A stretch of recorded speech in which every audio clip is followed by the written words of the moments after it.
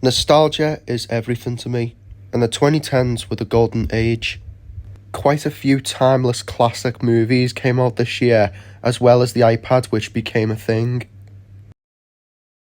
But in late 2010, on CBeebies, they dropped a show that has stood the test of time, and that is Octonauts.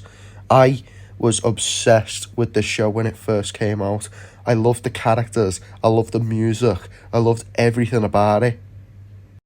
Octonauts is basically these three characters who go out into the open ocean and find out all the mysteries of it. And yeah, I can safely say that Octonauts is by far my second favourite childhood show, right after Pingu. It's also one of the most uplifting shows. If I'm ever feeling depressed or upset, I would always put it on. And it just puts a big smile on my face every time I see it. But it turned out that I wasn't the only kid who enjoyed Octonauts. It seemed that everyone in the entire universe loved it, as it grew bigger and stronger over the upcoming years and has aged better over time. But we're not going to be talking about Octonauts. We're going to be talking about something entirely different, something that is very consistent with Octonauts and has the same essence of it. It's a show that came out on Netflix last year, and I've recently seen it back in March, and that show came in the form of the Creature Cases. Now, for those of you who are unfamiliar with this show, it's a Netflix series that was created in the USA back in 2022, and it focuses on these two characters, Sam Snow and Kit Casey, who both are animal detectives and go around the planet Earth looking for all mysteries about the animal kingdom. The show has grown quite popular amongst critics and children combined, and it's gotten 3 seasons over the last 2 years, from 2022 to 2023, and they're saying that the 4th season is going to arrive in 2024. So anyway, yeah, I did say that I watched this show in March of 2023. Now, back then, I was browsing across Netflix and I happened to stumble across Creature Cases, and so it caught my attention, not just for 1 or 2 reasons, but 3 reasons. And it's because I found the character designs appealing. The title Creature Cases reminded me of Gable Case, because I am obsessed with cryptozoology, and the Gable Case is part of the crypto, science and stuff and all that. So, yeah, I thought it had something to do with cryptids. So, and the third reason why it caught my attention is because the animation gave off strong Octonaut vibes. And it wasn't until like an hour before I watched the show that I was researching it online, and I soon found out that it was in fact made by the same people who also created Octonauts, and that really kicked my curiosity. And so it's like what people say, if you love the show from your childhood, then you're going to love this as well. Now, I was born in 2005, and I was already way too old by the time Creature Cases started airing on Netflix in 2022. But age is never an excuse, because you're never too old for anything. So with that in mind, I just thought, fuck it, I might as well give this show a watch. So I gave the show a watch. I watched the first episode, watched it until the credits rolled, and as it finished, I then started getting flashbacks to my childhood. Like, I literally felt like a kid again. Like, I felt like I was all the way back in 2010, where I used to sit in my nan's pantry and watch Octonauts all day long. So that one flashback encouraged me to eat up more of the show. And let's get down to the show. Most CGI kid shows that I've seen, specifically the ones that aim towards toddlers and babies, often have like this hideous, style to them, and they're a bit generic in a way, and they often suffer from ugly mouth movements and the lack of expressions. I was actually quite blown away by Creature Cases animation, because the animation was surprisingly solid for a typical toddler show. Like, it was so detailed, so colourful. Not colourful in a painful, exaggerated way like Teen Titans Go. It's, the characters express themselves quite a lot. Like, I like the eye movement. Like, the eyes, often shrink and go bigger in certain parts. And what I also like about the animation is that it's not too stiff like most kid shows, and it's also not too wacky like Fanboy and Chum Chum. In fact, the animation is so well executed that it doesn't even feel like I'm watching a kid's show, but it actually feels like I'm watching a Sony animated movie. Here's an example.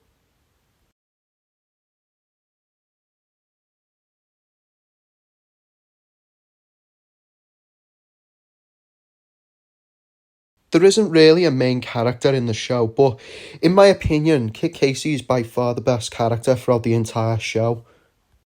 I like the design choice and the personality for the character, as well as her bond with Sam. She does mess around at times in a funny yet wholesome way, and when she's in a bad situation, she always takes it serious, and that's something I could relate to. And most importantly, she has these personality traits that stay with her throughout the whole show, and that is why she is a solid character. Kit has a good personality, but Sam on the other hand is the opposite.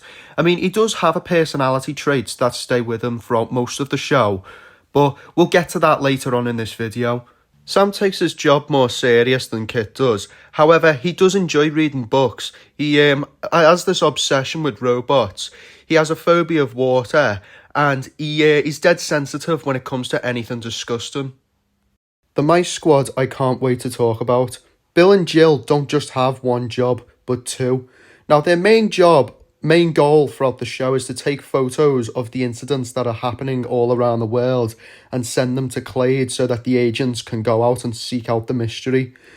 And their second job is that they create all music as like a hobby. And at the end of every episode, they dance to a track called Fact File, where they explain the animal and show them the real life pictures, just like the creature reports in Octonauts.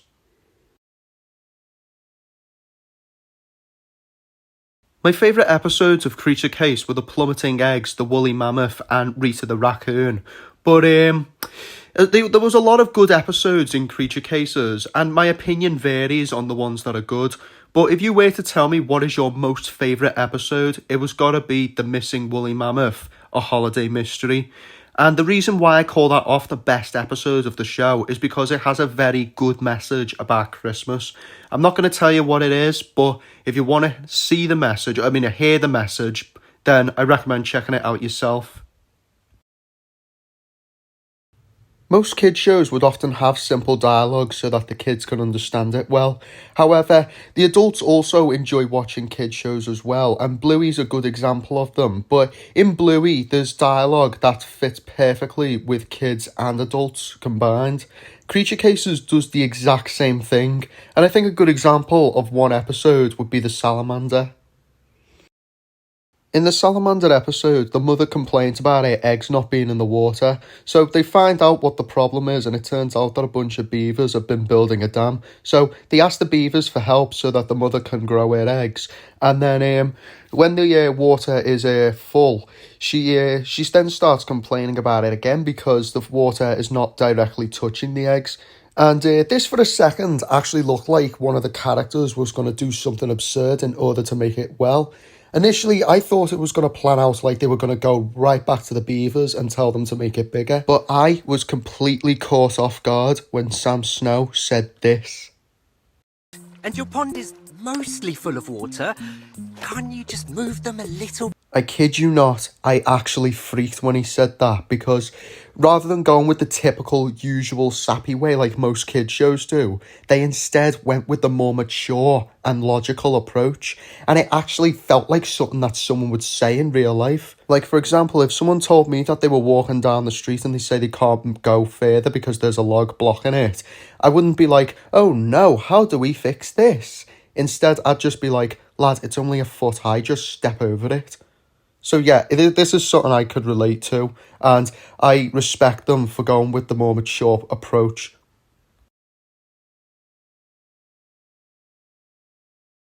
I've talked about the good side of the show, and now I'm going to talk about the downside of it. I must let you all know that the show is not perfect, and Season 1 in particular had quite a few flaws, from the not so severe, from the severe, and to the really, really, really severe.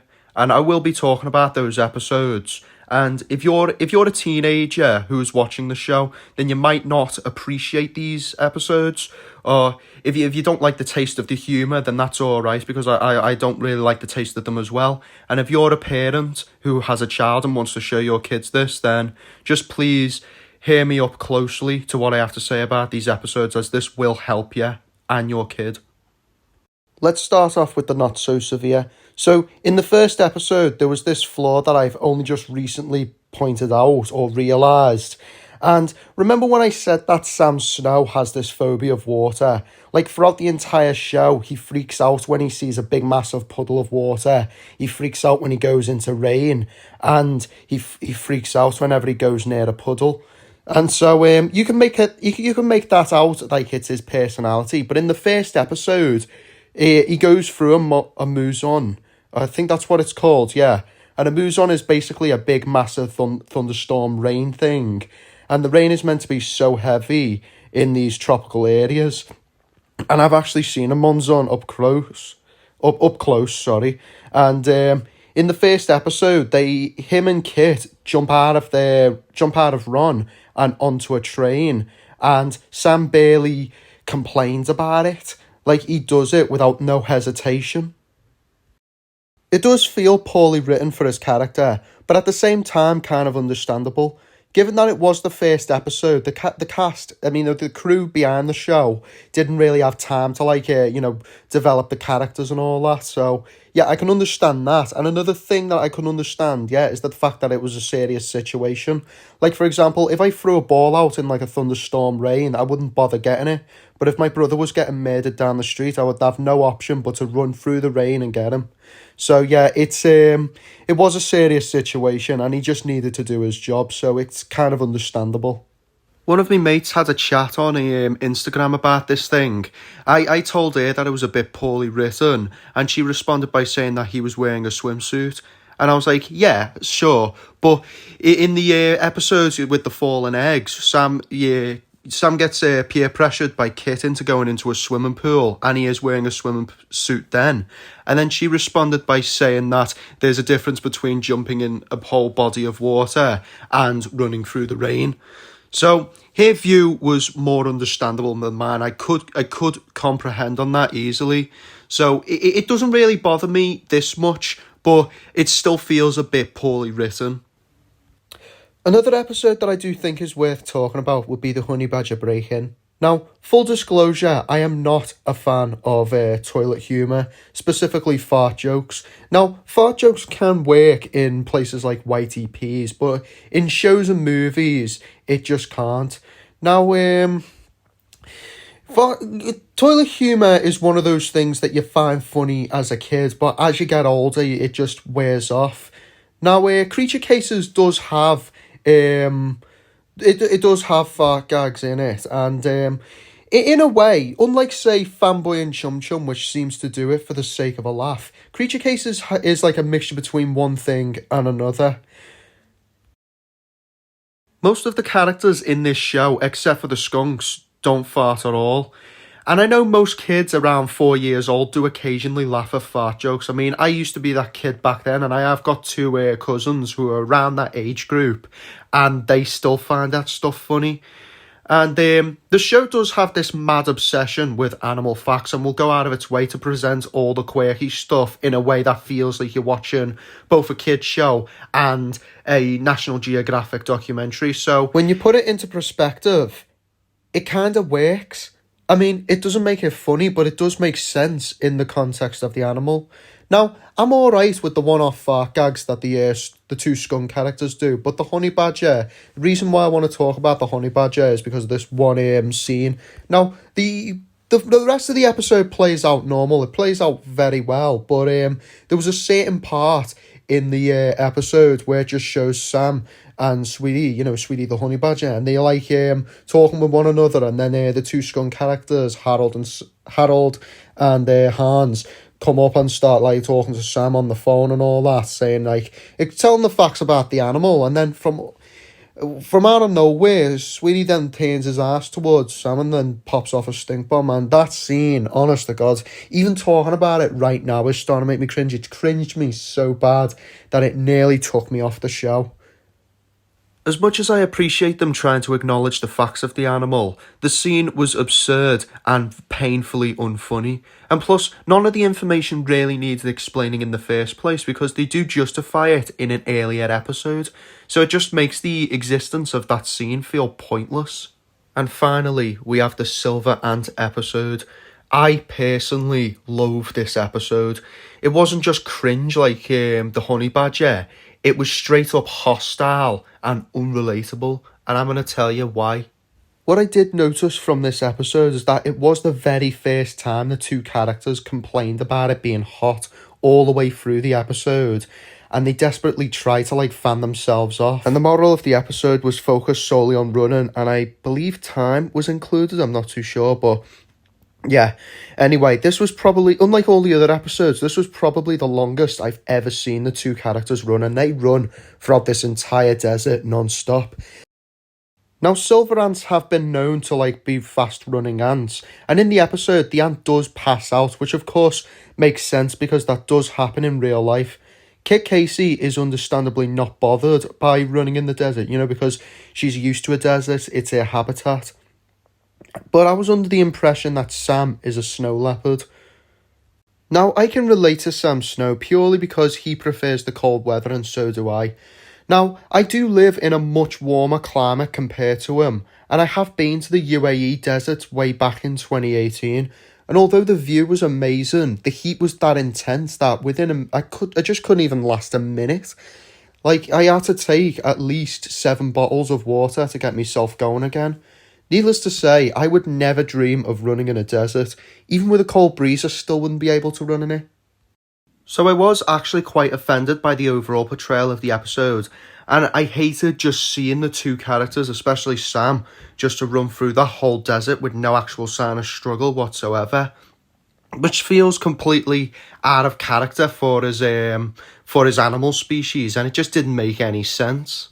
I know some of you are probably typing, oh, but it's a cartoon, it doesn't matter. I mean, yeah, cartoons don't have to be 100% realistic for the most part, but they still have to have some common sense within them. And this show does need more common sense than a typical show would, because it's not really a comedy, it's more educational, it challenges kids. Every episode throughout the show is just one big challenge for all of us. For example, one episode teaches you about overcoming your fears. Another episode teaches you about teamwork, which is fair enough because that's something that everyone can relate to. This episode, on the other hand, even if it was a message or not, it still felt far-fetched and hard to take into consideration. And from my perspective, it almost seemed as if the episode was trying to teach kids that it's safe to run in scorching hot weather. If that was the true intention of the episode, then it's an outright dangerous and stupid message.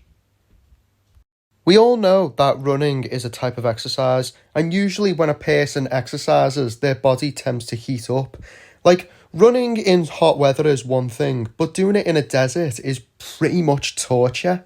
I told you, I've been to the deserts before, and even though I was only walking around, the heat was that intense that it knocked me clean on my knees begging for water. Now, just imagine what it would have done to me if I started running around in it. I wouldn't be here to write this review. I would have been dead in seconds. Hell, even Kit starts complaining about it, and that's her bloody habitat. You know what? If you think it's too hot, you shouldn't be running around in it at all. In other words, this episode sucked. It had misguided information, unrelatable elements, and it was so incredibly hostile to its audience.